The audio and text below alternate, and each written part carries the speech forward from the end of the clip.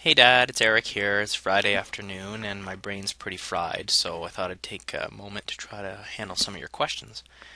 The first one you've got there is how to make sections. So what I did is I just pulled up that last document that you sent me there with chapter 5, and I'm going to just talk about how to make a section. Now most times you are probably going to make the kind of section that one page is a section, and then the next page you want to begin a new section, so that the actual section break is really between the pages. Okay, so I'll show you how to go about doing that. First of all, you need to kind of view the codes on your document a little bit so that you can better orient yourself to what you're doing here, because sections actually are section breaking and whatnot is generally invisible looking from the user's perspective. So go to your Microsoft Word, and where you have your little home ribbon here, find on that home ribbon activated, find this little thing right here. It's called Show Hide. Show Hide. It's a little paragraph marker. So click it. And now you'll see all of a sudden all this stuff popped up, all these little funny little codes. Now, this little code here, that's a paragraph code. That means you hit an enter key after you were typing events period enter, and then over here you hit another enter, and then you started to do a bullet and all that stuff. That little arrow beside the bullet is a tab, for example. So it helps you understand the sort of invisible coding in your document. Now I'm just going to scroll down a tiny bit here, and I'll see, notice how you ended the page. You put a series of enters, and then this leaked onto the next page, and then you put your image. What I'm going to do is I'm going to insert a section break right here at the end of the page. Okay?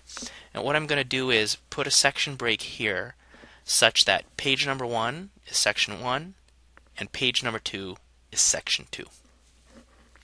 So the way to do that is you drop your cursor where you want to do your section break. So I'm putting it here at the bottom of the page.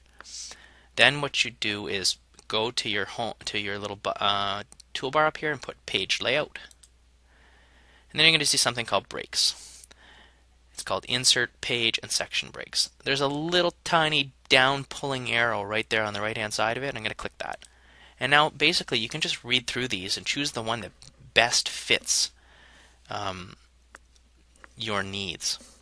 You said in your email how to make a section. So see, the top 3 here are called page breaks, and then the bottom 4 here are called section breaks.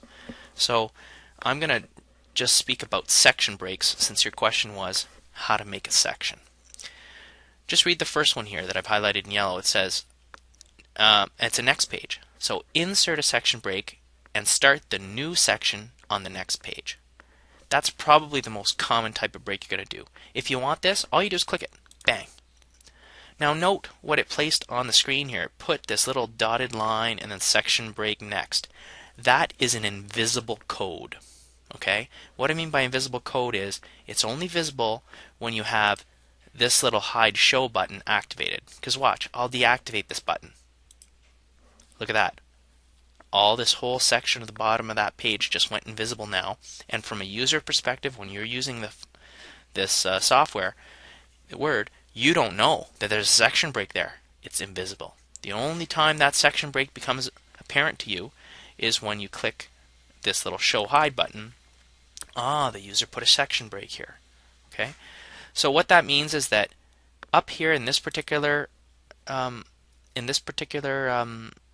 paragraph, this is section 1 of your document, and then down here, if I scroll down and I drop my cursor down here, this is section 2. Okay, section 2. And note that when I dropped the section break, there was some leftover returns that were found at the bottom of the page that just get pushed down onto the next page. So now you see your image has been shifted downwards just a little bit. Okay? That's because I had those leftover returns that I pushed down onto the next page. So you can just trim those away. I'm just trimming them away so that you start your page at the front. Having section breaks is useful because now, for example, if you were here and let's say you had another sentence to write. I have another sentence to write.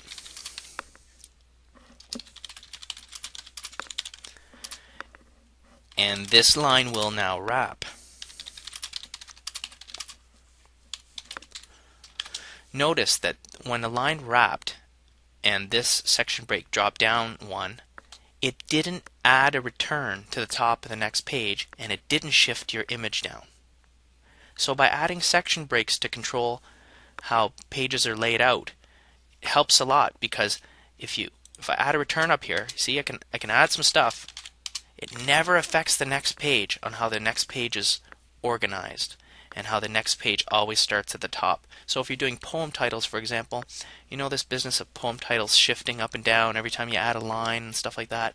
Well, you can start to control that by using section breaks. They control it better than simply by doing enter, enter, enter, enter, enter, enter, for example. Okay, so anyway, hopefully that answers your question about section breaks, and I'll deal with the other questions in a separate video. Okay, thank you.